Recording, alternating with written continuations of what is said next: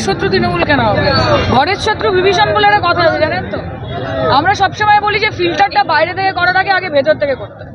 মানুষের চোখে মুখে যেটা আছে সেটা যে অন্তরে থাকতে হবে তার কোনো মানে নেই।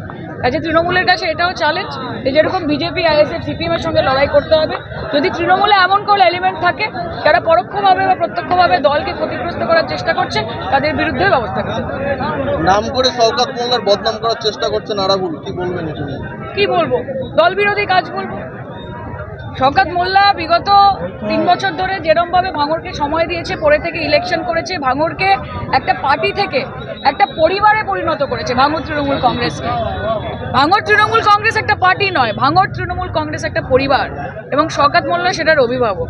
কাজে ভাঙড়বাসীর কাছে শওকত মোল্লার কি অ্যাকসেপ্টেন্স, সেটা যদি অন্য কারোর মেনে নিতে কষ্ট হয় তাহলে সেটা তার সমস্যা। শওকত মোল্লাকে হারবাদ করলেন আরাবুল।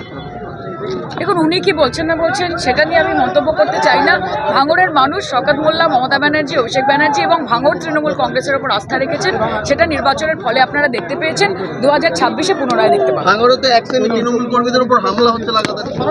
ভাঙড়ে সেটা হতেই থাকে। আমরা কলকাতা পুলিশকেও এটা নিয়ে জানিয়েছি। আমরা চেষ্টা করব যাতে সবাইকে প্রোটেক্টেড এবং সুরক্ষিত রাখা যায়। লাগাতার যেভাবে আরাবুল আপনাকে বদনাম করার চেষ্টা করছে, সেই ক্ষেত্রে কি সমস্ত বিধায়ক এবং এমপিদের এনে একটা শিক্ষা দেওয়ার চেষ্টা? না না, মোটেই না। কে কি বললো, কে আসলে কোন পাগল কি বলছে না বলছে ওটা তার বিষয়, এটা দলের সঙ্গে কোনো কিছু নেই। এটা আমাদের একেবারে নির্ধারিত কর্মসূচি। আমরা আজ থেকে প্রায় 12 দিন আগে আমরা এই কর্মসূচি নিয়েছিলাম। এটা ভাঙড়ের গোটা আপামর জনসভায় সবাই জানে, আপনারা মিডিয়ারা অনেকেই জানেন। ফলে ওই সব বিষয়ে আমরা গুরুত্বই দিই না। কে কি বললো, কে কি না বললো, কি আসে যায়। ক্যানিং পূর্বের লোক এনে আপনি মুখে কাপড় দিয়ে এখানে মানে মারধর করার চেষ্টা করছেন ওনাদের। আমি ফের তো বলছি, কোন পাগল কি বলছে না বলছে সেটা তার বিষয়। এতে দল কোনো এসবের বিষয়ে গুরুত্ব দেয় না। এতে কি দলের ক্ষতি হবে বলে মনে করেন?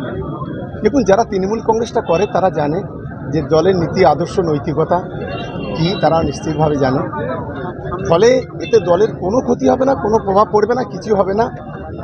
2024 সালে আমরা এই ভাঙড়ের মাটিতে রাজনৈতিকভাবে লড়াই করেছি, শান্তিপূর্ণ ভোট করেছি। সেই ভোটে ভাঙড়ের আপাতত জনসাধারণ মমতা বন্দ্যোপাধ্যায়কে, তৃণমূল কংগ্রেসকে উজাড় করে ভোট দিয়েছে।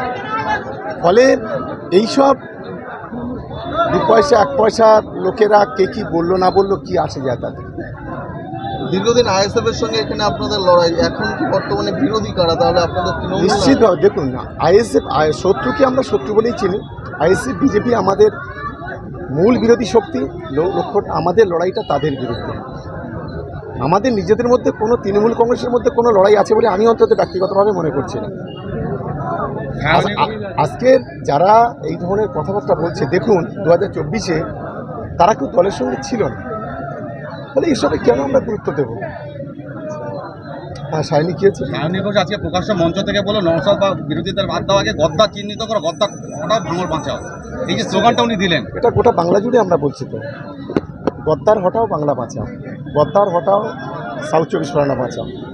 যারা দলের নাম বিক্রি করে যারা পিছন থেকে গদ্দারি করে তারা তো গদ্দারি। মির্জাপুরের নাম তো আজকেও কেউ বাংলা থেকে ভুলে যায়নি।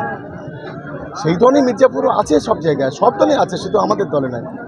এদেরকে চিহ্নিত করতে পারলে আগামী দিনে বাংলা একটা শান্তিপূর্ণ জায়গায় যাবে, ভালো জায়গায় যাবে।